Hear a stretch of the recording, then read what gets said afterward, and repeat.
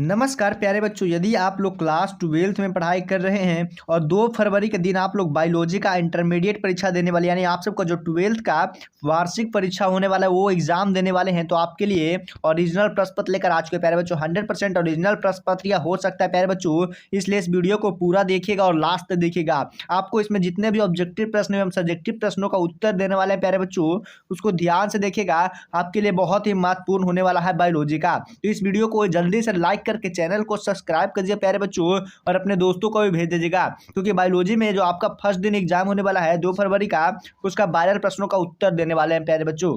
देखिएगा, आप सबके सामने पहला प्रश्न आ चुका है। पहला नंबर प्रश्न क्या कह रहा है?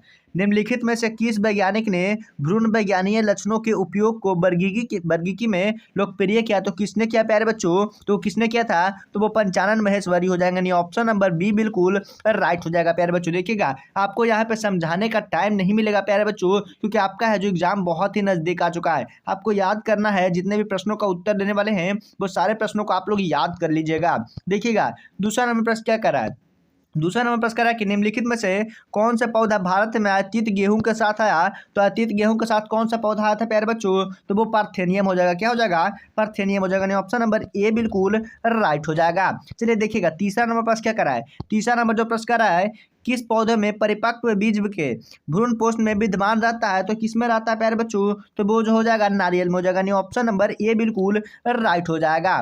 चलिए देखिएगा, चौथा नंबर प्रश्न क्या करा है? निम्नलिखित में से किस पौधे में बीजांड की संख्या 1 से ज्यादा होती है? तो किस पौधे में बीजांड की संख्या 1 से ज्यादा होती है? तो वो तरबूज में बीजांड की संख्या 1 से ज्यादा होती है। ऑप्शन नंबर ए बिल्कुल राइट हो जाएगा। प्यारे बच्चों, अभी तक आप लोग चैनल को लाइक नहीं किया, चैनल को जल्दी से सब्सक्राइब कीजिएगा और वीडियो को लाइक करके शेयर कीजिए प्यारे बच्चों, क्योंकि आप सबका 100% ओरिजिनल प्रश्न ये हो सकता है प्यारे बच्चों। आपका है जो पीवीए ऑब्जेक्टिव प्रश्नों का उत्तर भी ये हो सकता है। देखिएगा, आपको कहीं जाने की जरूरत नहीं है, आपको इसी चैनल पे सारे प्रश्नों का उत्तर भी मिल सकता है। सारे विषयों का उत्तर देने वाले हैं। देखिएगा, 5वां नंबर प्रश्न क्या करा है? गुरु बीजाणु मृत कोशिका में किस प्रकार की कोशिका का विभाजन होता है? तो किस प्रकार की कोशिका का विभाजन होता है? तो अर्धसूत्री विभाजन का होता है। ऑप्शन नंबर ए बिल्कुल राइट हो जाएगा।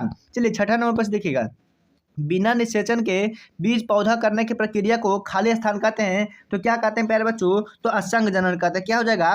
असंग जनन कहते हैं। ऑप्शन नंबर डी बिल्कुल राइट हो जाएगा। चलिए 7वां नंबर प्रश्न देखिएगा। 7वां नंबर प्रश्न क्या करा है? प्रसव के समय निम्नलिखित में से कौन सा हार्मोन मुख्यतः भूमिका निभाता है? तो कौन सा हार्मोन है जो मुख्य भूमिका निभाता है? तो कौन सा हो जाएगा? तो ऑक्सीटोसिन हो जाएगा। क्या हो जाएगा?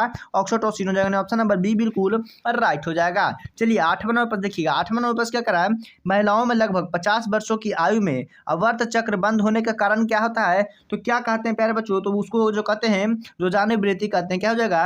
रोजीनो वृद्धि कहते हैं। ऑप्शन नंबर ए बिल्कुल राइट हो जाएगा। चलिए 9वां नंबर प्रश्न देखिएगा, वृष्ण के उदार गुहा को बाहर वृष्ण कोष में रखने का महत्व क्या है? तो महत्व क्या हो जाएगा प्यारे बच्चों? तो वो जो हो जाएगा वृष्णों में तापक्रम को कम रखता है। तो क्या हो जाएगा? ऑप्शन नंबर बी बिल्कुल राइट हो जाएगा। चलिए देखिएगा, 10वां नंबर प्रश्न क्या करा? 10वां नंबर जो प्रश्न करा कि सेमिनल प्लाज्मा में कौन सा कार्बोहाइड्रेट उपस्थित है? तो कौन सा कार्बोहाइड्रेट उपस्थित हो जाएगा प्यारे बच्चों? तो फ्रैक्टोज हो जाएगा। क्या हो जाएगा? फ्रैक्ट हो जाएगा। ऑप्शन नंबर ए बिल्कुल राइट हो जाएगा। चलिए देखिएगा, आपको देखिए 11वां नंबर प्रश्न क्या करा है? आवर्त चक्र में गर्भाशय के किस स्तर के चक्रीय परिवर्तन होता है? तो किस स्तर के चक्रीय परिवर्तन होता है? तो गर्भाशय अंतःस्तर को हो जाएगा। ऑप्शन नंबर बी बिल्कुल राइट हो जाएगा। चलिए देखिएगा, 12वां नंबर प्रश्न क्या करा है? पुरुष के लिए बंध्यकरण प्रक्रिया को क्या कहते हैं? तो बंध्यकरण प्रक्रिया को क्या कहते हैं प्यारे बच्चों? तो वो जो हो जाएगा आपका वैक्सोटोमी हो जाएगा। ऑप्शन नंबर ए बिल्कुल राइट हो जाएगा। चलिए देखिएगा, 13 नंबर प्रश्न क्या करा है? 13 नंबर जो प्रश्न आ चुका है वो कह रहा कि निम्नलिखित में से कौन गर्भ निरोधक गोली गैर एस्टेरॉयडल होता है? तो कौन गैर एस्टेरॉयडल हो जाएगा प्यारे बच्चों? तो वो जो हो जाएगा सहेली का गोली हो जाएगा, वो गैर एस्टेरॉयडल हो जाएगा। ऑप्शन नंबर ए बिल्कुल राइट हो जाएगा। चलिए देखिएगा, 14 नंबर प्रश्न क्या करा है? 14 नंबर जो प्रश्न करा कि प्राथमिक अंडक में होने वाली कोशिका विभाजन के बारे में क्या कहलाता है? तो क्या कहलाता है? तो वो जो हो जाएगा, क्या कहलाता है? तो वो हमारा हो जाएगा समसूत्री विभाजन कहलाता है। क्या जाएगा? समसूत्री विभाजन कहलाता है। ऑप्शन नंबर डी बिल्कुल राइट हो जाएगा। चलिए देखिएगा, अगला नंबर प्रश्न क्या करा है? अगला नंबर जो प्रश्न कर रहा है कि 15 नंबर, किसने जैव विविधता शब्द को प्रचलित किया? तो किसने जैव विविधता को प्रचलित किया था प्यारे बच्चों? तो वो जो हो जाएगा एडवर्ड विल्सन हो जाएगा। ऑप्शन नंबर बी बिल्कुल राइट हो जाएगा। 16 नंबर प्रश्न देखिएगा, जातीय विविधता में आकलन में कौन सा समूह शामिल नहीं है? तो कौन सा समूह शामिल नहीं है प्यारे बच्चों? तो वो कौन सा समूह हो जाएगा? तो प्रोकैरियोट्स हो जाएगा। जो प्रोकैरियोट्स है वो ज्यादातर विविधता में आकलन नहीं होता, नहीं ऑप्शन नंबर डी बिल्कुल राइट हो जाएगा। चलिए 17वां नंबर प्रश्न देखिएगा, किस वैज्ञानिक के प्रयोग से यह दर्शाया गया कि जैव विविधता में वृद्धि से उत्पादक बढ़ती है? तो किससे उत्पादक बढ़ती है तो प्यारे बच्चों तो डेविड टिलमैन से बढ़ते हैं, यानी ऑप्शन नंबर ए जो है आपका बिल्कुल राइट हो जाएगा। 18वां प्रश्न देखिएगा, 98 प्रश्न कह रहा है कि 1992 में जैव विविधता पर सम्मेलन कहाँ आयोजित हुआ? तो जैव विविधता पर 1992 में सम्मिलित कहाँ हुआ था प्यारे बच्चों? तो वो जो हो जाएगा रियाडो जनरिया में हो जाएगा, यानी ऑप्शन नंबर डी बिल्कुल राइट हो जाएगा। 19वां प्रश्न देखिएगा, निम्नलिखित में से कौन सा कथन समशिष्टियों के बारे में गलत बताता है? क्या बताता है? गलत कौन सा लिखा हुआ है यहाँ पर देखिएगा, जो गलत जो हो जाएगा समशिष्टियों के बीच के ऊर्जा में संचरण होना, यह गलत लिखा हुआ है, ऑप्शन नंबर डी बिल्कुल राइट हो जाएगा। देखिए अगला नंबर प्रश्न क्या करें, 20 नंबर जो प्रश्न हो चुका है, निम्नलिखित में से कौन सा पौधा परागकण के लिए लैंगिक कपट का सहारा लेता है? तो लैंगिक कपट का सहारा कौन लेता है?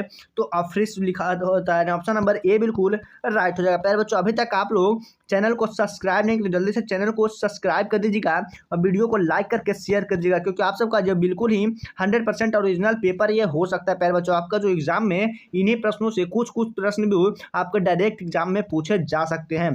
देखिएगा 21 नंबर प्रश्न क्या करा है, बाघ आरक्षितों के राष्ट्रीय उद्यानों में बाघ गणना का आधार क्या है? तो बाघ गणना का आधार क्या हो जाएगा?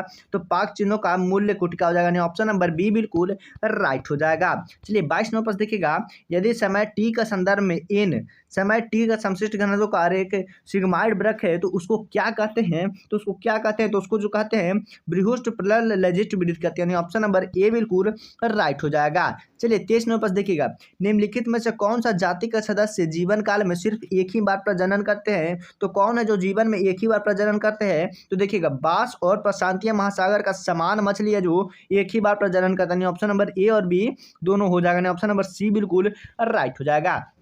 चलिए 24 नंबर प्रश्न देखिएगा, ऐसी पारस्परिक क्रिया जिसमें एक जाति को लाभ एवं दूसरे को लाभ ना हो वह हानि क्या कहलाता है? तो क्या कहलाता है प्यारे बच्चों? तो वो क्या कहला जाएगा? तो वो जो हो जाएगा समझौता कहलाता है, ऑप्शन नंबर डी बिल्कुल राइट हो जाएगा। चलिए 25 नंबर प्रश्न देखिएगा, 25 नंबर प्रश्न क्या कर रहा है, निम्नलिखित में से किस पौधे को एक प्रकार के शलभ के प्रयोग से ऑस्ट्रेलिया में नियंत्रित किया गया? तो किसको ऑस्ट्रेलिया में नियंत्रित किया गया प्यारे बच्चों? तो वो जो हो जाएगा नागफनी को ऑस्ट्रेलिया में नियंत्रित किया गया था, ऑप्शन नंबर ए बिल्कुल राइट हो जाएगा। चलिए देखिएगा 26 नंबर प्रश्न क्या करा, निम्नलिखित में से कौन से पौधा विषैला हृदय ग्लासराइट का उत्पन्न करता है? तो कौन सा पौधा उत्पन्न करता है? तो कैलोट्रोपिस करता है, ऑप्शन नंबर बी बिल्कुल राइट हो जाएगा।